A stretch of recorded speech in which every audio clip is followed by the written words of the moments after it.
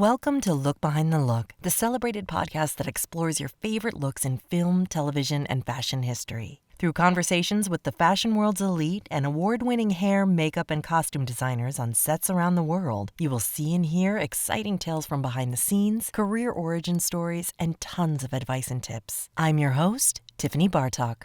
Hey everybody, welcome to Look Behind the Look. This week we are going to take a look actually at an issue. Negotiations are up for IATSE right now, and there's a movement that's happening. You're going to see it in your feed. It's Pay Equity Now, and you also might see the hashtag Naked Without Us. So what these are referencing is the Costume Designers Guild Local 892. They've officially launched their Pay Equity campaign, Pay Equity Now. It's vying for parity with their male-dominated craft counterparts.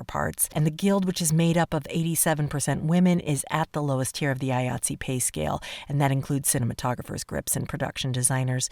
Not only is the disparity clear when looking at the current scale, but the discrepancy has continued to increase by 3% each year.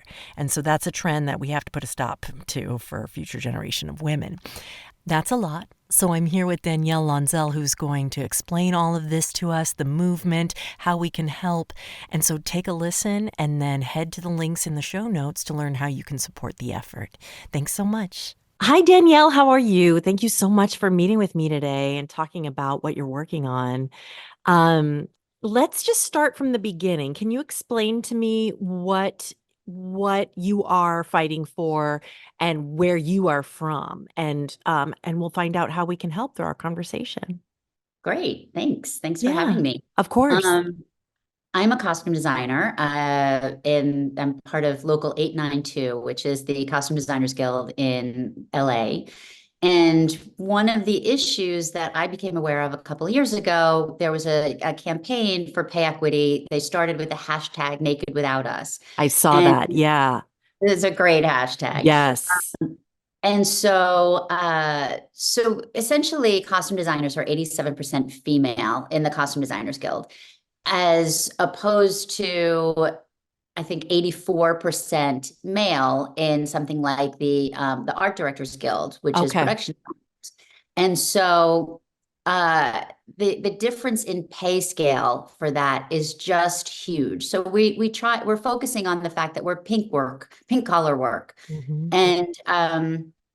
And that essentially means we're paid a little bit less. And it's something that we're fighting for. We're trying to gear up a campaign as we go into the negotiations, or we've been gearing up a campaign as we go into the negotiations, because in like a week, we're done. We can't talk anymore. We go to a media blackout, and we can no longer kind of push the agenda while they're in negotiations, which could last through July. And it could, if they end up striking, it would last longer. Wow. I did not know about the media blackout. Can you tell me more about that? I don't know much about it, but the one thing I do want to explain is that the Costume Designers Guild is part of collective bargaining for the IATSE. And so we don't negotiate by ourselves. We negotiate with these other locals that need to kind of everybody has to get what they want, right? I think there's there's a ton of proposals that are out there, and it just means that, everybody is fighting for something different. There are other guilds or other unions that are fighting for pay equity for dominant, female dominant roles. And so we're kind of working in tandem with them, and, just trying to up the scale rates, because our pensions, our IAP, all of that is based on the scale rates. So when we retire, which I'm getting closer to that age, so I'm very aware of it and become, it's kind of in my face. I will earn less per month than a lot of these people in a week. So you have a growing concern as you're getting closer to retirement, as many of us are. And so you'll be getting in your pension less than many other people will be, according to this model. So you want to fix that before that day comes, probably. Well, for me, it's probably too late, but for the generation I see. behind me, it's based on how much you earn over the course of your career. And obviously, and so, I've been earning up to about 35% less than my peers in creative departments. So creative department heads are the production designer, the the DP, the who else is the makeup and hair, all of the creative department heads that earn so much. And another one of the issues is that we're paid, our scale rate is based on a flat for a week. So we're on call. Right. So even our costume Good point. supervisors and key costumers earn more per week on a Yeah. 6-hour week than we do. Right. Now, what I have heard is that a costume designer negotiates whatever, is this how it works? They negotiate whatever they will work for, right? And then everything else is scale. Is that how it goes? No, Okay. no. So there's a scale rate. So Hmm. there's a scale rate for everyone Hmm. overall. Hmm. We have our scale rate, and then we can negotiate higher. We Got it. can't negotiate lower. We can negotiate higher. But all of our pension and all of that is based solely on the scale rate. Sure. So we have people who are earning, big, big bucks. So, some of the major costume designers, but their pensions and I see. IAP at the end is going to be so much lower because it's not based on the scale rate that they earn. Very interesting. Okay, thanks for clarifying that. This it's all so confusing, but it's important to understand. So what did you take away anything from watching the SAG strike, or was there things that you would do differently, or a different approach to this? I'm not necessarily a strike coming up, but the negotiations. Right. I hope there's not a strike. Yeah, right, I'm not interested in a strike. I'm interested in getting right. back to work. I'm Yeah. interested in peers getting back to work. The Hollywood is different now. It's, Mm, I was reading an article this morning where SAG striked, but now there's, like, for instance, I think it was on Deadline or yeah, IndieWire. I read the They same explained one. about the stunt people, whereas they used to have 10 people at a certain rate, but now they have, it's a lower number of people working, so they kind of end up with the same Right, output. right, So right, right. Oh my yeah, goodness. I don't think it's a great idea, but we're hoping that the AMPTP is on the right side of history in terms of, for us in particular, for females and working in the industry. Of course, of course. And we're focusing on the subject of pay equity and equal pay. But I wanted to ask you while I had you, have you noticed anything concerning AI? Do you have AI concerns in your field, and what are they?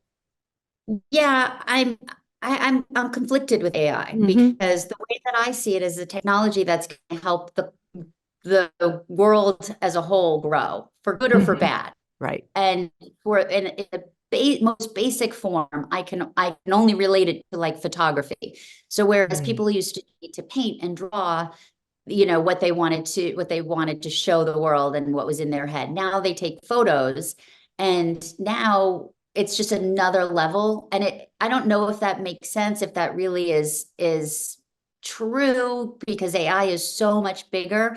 But I wonder if someday we're going to look back and know that it was just inevitable. I don't think it's Mhm. going to go away. I I don't don't think that, either. even with all the protections that they're putting in there, it's Mm-hmm. unfortunate that, I'm feeling it in terms of, because I'm not working right now, but I'm feeling it in terms of just my daily creative output. Yeah. I've now learned how to use some of the, Chat GPT and Dolly, and I'm like, wow, I can create this. Now, when it comes to using that on a television show, which is what I mostly do, it's not something I'm allowed to use, or it's something that would be frowned upon. Mm-hmm. I haven't been faced with it, so I don't know how it would affect me. But I do know that, illustrators, for instance, costume illustrators, they take words from a costume designer and they create it onto a piece of paper to then we see out in the world. And Interesting. that's going to change a lot, because Yeah. you can go on your Dolly account or whatever, is going to create images, and you can say, make this person thinner, make this person, Right. person have a chiseled jaw. I mean, there's so many things that you can do. And I have a feeling it's going to cross into many aspects of our industry. Right, So, right, right. Yeah, yeah. It's definitely something to keep all of our eyes on, but there's got to yeah. be. It's definitely a David and Goliath situation Right, for right. Because sure. but it's terrible at the same time. So it's Right. complicated. It's a complicated issue. Yes, I agree. Now, how can we support your movement? How can we? What can we do? I have seen the hashtag Naked Without Us. I interviewed Dawn Ritz, and she had an amazing. I think it was at the Costume Guild Awards a year or two ago, and she wore it on something she was wearing on the red carpet, and so that's where I first saw it. And how can we support the upcoming negotiations? I think just getting the word out. The Hmm. Costume Designers Guild Awards, the 26th annual was actually last night. Last And night. yeah, so there was a big showing of support where, Right. you can look online, you'll see that I wore all pink. Some of my co-chairs for the Pay Equity Committee, we just decked ourselves out. We handed out pins that say, Pay Equity Now, and just kind of tried to get the conversation going and keep the conversation going. Because at the end of the day, we should all want to be on the right side of history. And as Absolutely. a woman, I want to be, treated fairly and Hmm. compensated fairly. So I think it's just a matter of keeping the conversation going and, just trying to begin to understand that we contribute equally to a project. So we should be, kind of treated equally in the same way. It's such a basic idea, isn't it? But it's Right, just right. I mean, one of the other things is, and I think this will be a focus in the future, is that we also are we contribute so much that it changes culture. The culture about, if you think of Clueless, right? The Mona May designed Clueless of in the course. 90s. People are still talking about it. We Yes. did studies, our guild did studies of the impact that certain movies and designs have on culture in Culture. general. And the amount of Google searches for movies from there, I think it's Harlem Nights. There's hundreds of thousands of people still Googling images for that around Halloween when they're trying to, Sure. costumes ready. And that's a huge impact on our culture. So Sure. And Barbie and and this Barbie year. is another Hmm. incredible one. That's never going to go away. And Barbie is, from the 50s, the 60s, everybody's loved a good Barbie outfit. Right. But it's just the new things that are popping Yeah. up Yes, because people always. have whole parties surrounded by these, Yeah, costumes, especially Clueless, and I mean that's iconic. right. I talk about them all the time, the Pretty Woman and oh my goodness, Marilyn Mhm. Vance, all her work. It's amazing. Right, Yes, right. so iconic. My Um, husband and I dressed up as Barbie and Ken for Halloween. He was Barbie, I was Ken. wait, that's so cute. That's so cute. Which It was Ken? Which Ken did you do? I did. I had a white fur coat, Yeah. and I don't know which Ken it was Yeah, called, but the with the white fur tie coat around. with the Yes. tie on it. Yes, yes, and he That's did just. great.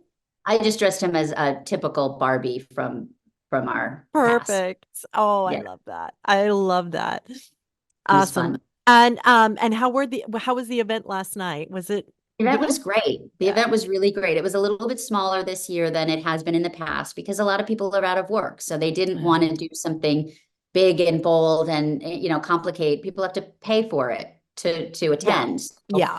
it was a little bit smaller than it has been in the past, but it was very well attended, and we were able to hand out some of our um, pins, the Pay Equity Now pins, and I guess I should have had one on me right now, but I do have. We all made.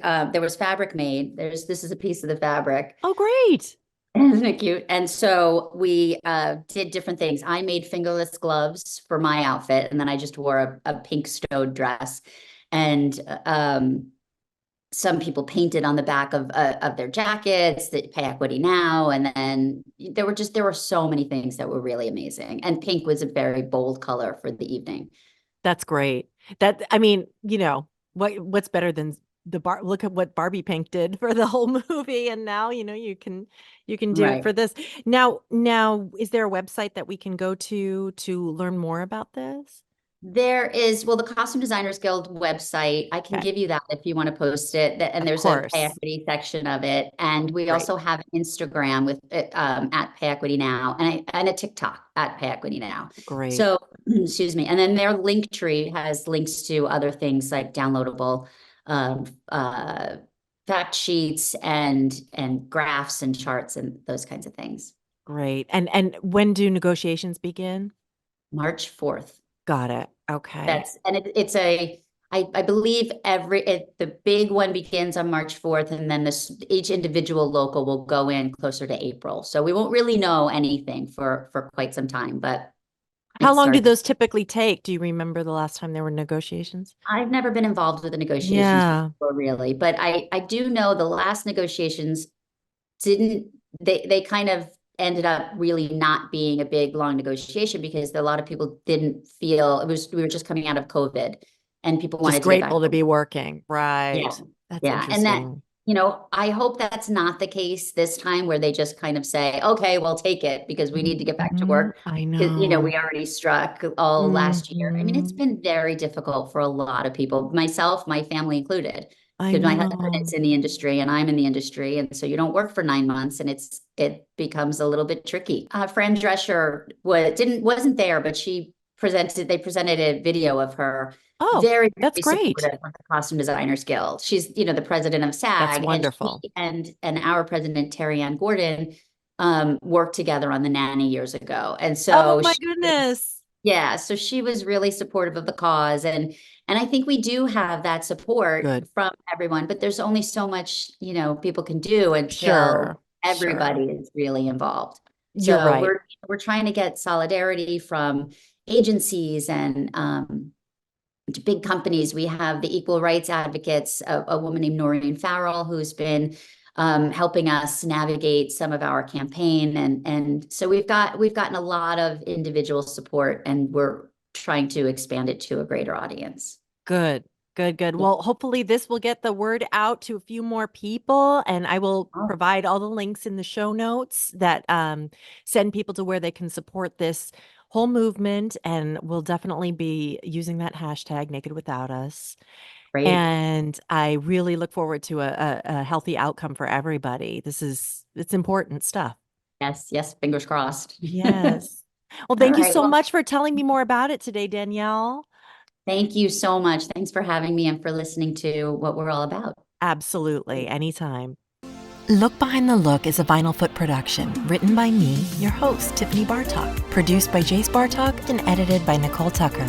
If you're interested in learning more, find our video version on the YouTube channel Look Behind the Look podcast. There you can see rare photos and clips from our guests. And please follow us on Twitter at LookBehindPod and Instagram at Look Behind the Look. If you like the show, please rate, review, and subscribe. And tell your friends and spread the word. You can subscribe to us on iTunes or any podcatcher of your choice. Thanks for listening to Look Behind the Look.